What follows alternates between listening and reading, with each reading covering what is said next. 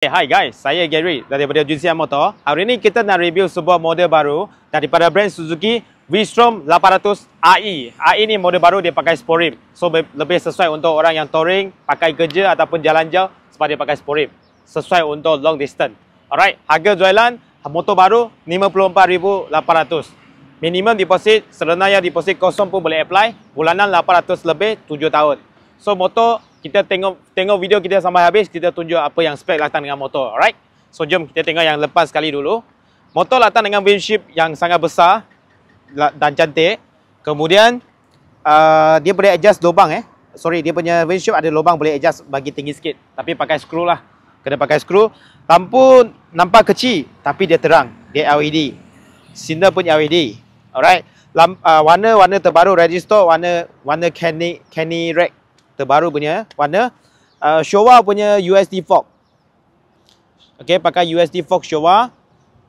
Nissin punya kaliper kiri kanan. Lepas tu motor siap dengan ABS brake depan belakang lah. Traction control pun ada. Kemudian tayar dia bagi tayar Lamdog by punya. Size 110, 90, 19 inci. Double disc depan. Alright. So engine, segi engine dia pakai dua silinder Dia pakai 2 silinder lah. Dia pakai Pedere Twin punya engine. Kemudian dia punya boleh menghasilkan horsepower 83.1 HP. Okey, 83.1 HP punya horsepower. Lepas tu engine pakai dia overhead cam lah. Memang cun. Kemudian korang tengok tepi ada track mark, semua cantik. Tank dia 20 inci Tank dia 20 inci. Tank dia 20 liter. Tangki dia 20 liter boleh isi 20 liter punya minyak. Lepas tu seat height dia 825 mm. Alright, seat height dia 825 mm. Kemudian ini pemija semua tune.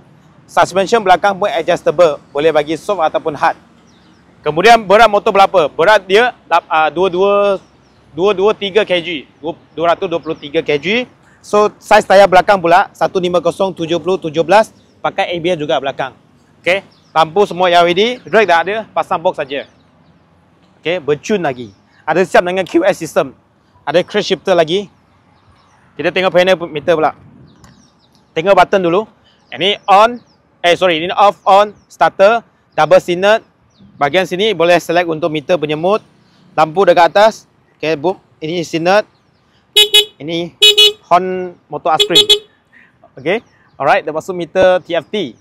Ada ABS, ada traction control, neutral indicator.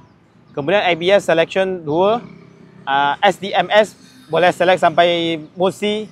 Traction control ada 3 mode ataupun off. Kemudian ada QS system, crash shifter, gear indicator, speedometer, RPM. Ini kosong, ini dia punya mileage. Kemudian ini temperature, battery wattage. Okay, last sekali apa lagi? Kita tunjuk sound dia. Okay.